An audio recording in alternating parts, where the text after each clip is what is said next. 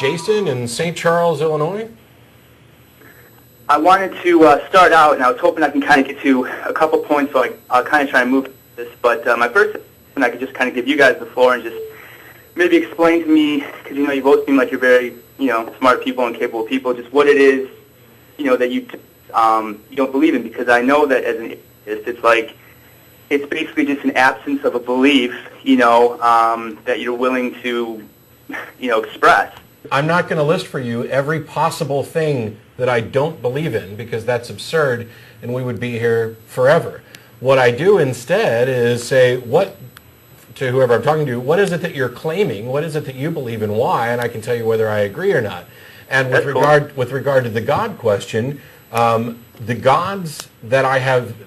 God claims that I have been presented with, whether they be a variety of different takes on Yeshua, Yahweh, Jehovah, Adonai, Allah, or anything like that, I don't believe those. And there are a number of other supernatural claims and metaphysical claims made by different religious groups that don't necessarily link to a God, ghosts, afterlives, reincarnation, that I don't believe in those either. I don't believe they're true because I don't have evidence. But I couldn't possibly go through and list everything I don't believe in.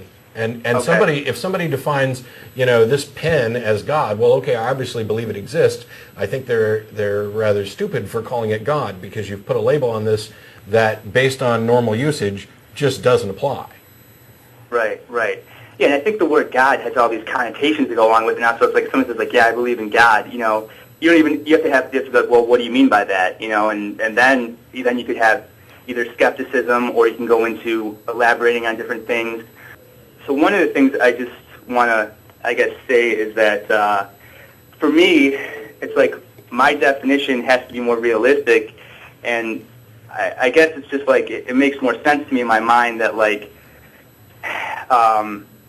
there's this, consciousness sort of preceded the material, I guess you could say, and some people are like, well, it doesn't make any sense, but all these yoga masters, they meditate, and what they do is they clear out their mind, so it's like their mind becomes almost in the background, and they're just in touch with consciousness and awareness. And you're using a lot of buzzwords that to me don't make any sense until you explain them further. Yeah, I was going to ask you what you mean by that. What's it mean to not be in touch with your mind, but to be in touch with consciousness? Yeah. Why would you think this assertion that you made before, that there's some consciousness preceding the material? Yeah, like the disincarnate preceding the incarnate kind of thing, basically. There's been some experiences I've had, sometimes it was recreational, sometimes I actually started taking it a lot more seriously, but there's different, shamanistic type things, and I would highly recommend doing it with respect and carefully, and even where it's legal, etc. But those experiences for me have just opened my mind. Okay, so you're talking about trying pharmaceuticals in order to help possibly expand your mind. I'm just clarifying what you're talking about. Well, yeah, I would say using not even pharmaceuticals, but using different plants that grow naturally on the earth. And those are pharmaceuticals. I would describe them differently. I would say pharmaceuticals are man-made, and you could also patent. You do realize that aspirin comes from the bark of a tree, right?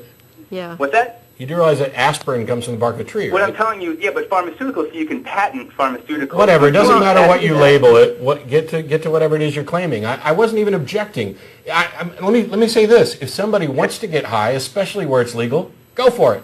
I'm just clarifying what you're talking about. I'm saying that those experiences will open someone's mind to the fact that, there's different.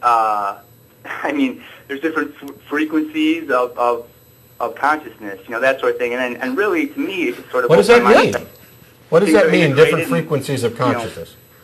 So that happens. That happens to me, and there's other ways to do it that are, you could just do it through taking a walk, just introspection. But those are very heightened, high ways to do it, I guess you could say. I'm to the point now where I don't need to argue with anybody. I don't want, with you guys, I don't want to disprove you, whatever. I just want to talk and explore what's on, because I think a lot of the stuff he says has merit. And I think that's what the problem is. Some of these people, they're so ardent in their beliefs, it's they shut you up from anything you have to say, and it's so frustrating because you're trying to communicate with them, share something real, and it's they just totally shut off the conversation from even happening. Here's the thing, Jason. I'm trying to figure out exactly what it is that you're talking about, other than Found God in a bong? you know. That's just rude, and that's just making fun of somebody who does something different than you. I don't appreciate that. I mean, that's not what I'm saying. And well, you know, cry me a river. I'm trying to understand something, and you're talking about it'll tune you into the fact that there are different frequencies of consciousness. That is meaningless talk. Explain what you mean by that. I would say, Matt, one of the primary things, and you know, this is what happens when people meditate and so forth, is it'll tune you into the fact that you're one with nature, you're one with the cosmos. First of all, you assert that oneness... Hang on. First of all, you assert that oneness with the universe is a fact. That's not something you've actually demonstrated. Second of all, you're reliant... How am I going to demonstrate? Oh, your ass is on hold now. Second of all, you are asserting that the pathway to understanding this is by chemically altering your brain so that it is working in a non-standard method, and that this opens you up to truth. That may be the case, but you'd actually have to demonstrate it. All you can do is say that this is the experience and this is the understanding that I gained from this altered state of mind. You haven't done anything to demonstrate that it's true, and that's what matters.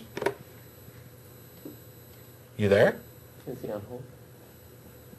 Oh, first we were rude, and then I put you on hold, and now you've hung up.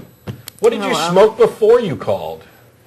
I don't mean to just... Jen wasn't trying to just make fun of you. And I'll agree that you don't necessarily... You can take the chemicals out of the equation. And let's just do meditation, and we're going to think about the world that we live in. We're going to engage in an attempt to reach out to the cosmos and find truth.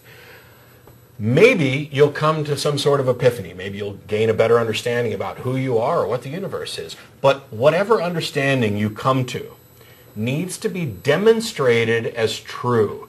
The mere fact that you've had some experience or epiphany, or that you have a view of the universe, does not demonstrate in any way that the view is true.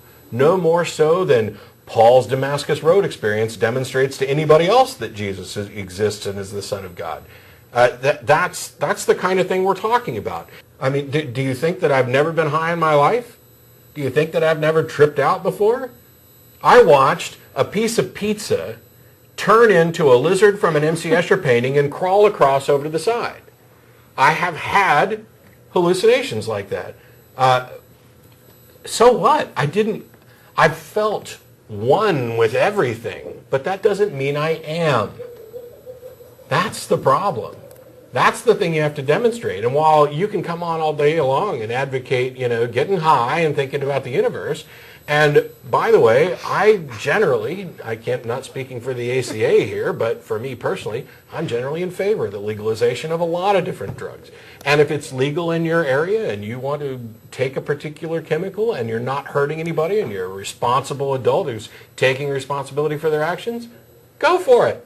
And think about the universe and think about anything you want to. But don't buy into this idea that just because you felt something that it's true. That's not the way the world works. How is your claim any more real than the person who has never taken any psychoactive substance and just says, I just feel this giant wave of joy over me whenever I talk to God?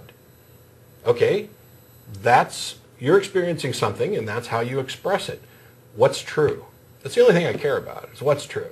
Now, if you claim, as some, there are ministers, Ray Comfort's done this a lot, that he can prove that God exists to somebody inside of 30 seconds, and that all they have to do is hit their knees and sincerely ask God to reveal himself to them, and he will. Well, I'm sorry, but I've done it. Most of the co-hosts and people participating in the ACA have done this, and yet there hasn't been a single revelation. Oh, well, you guys just weren't serious enough or sincere enough. Oh, so it's my fault. It's my fault that after spending 25 plus years as a Christian and wanting to become a minister or do whatever it was God wanted me to do, and wanting to fulfill my obligation under 1 Peter 3:15, and wanting to be the best witness for Christ that I could after years of slacking off, and being sincere, spending years studying the Bible and hitting my knees in prayer, asking God to reveal himself and give me direction, I wasn't sincere enough. But Joe Bob who walks down the aisle at the revival because he feels guilty about cheating on his wife, he gets the revelation. Pull the other one.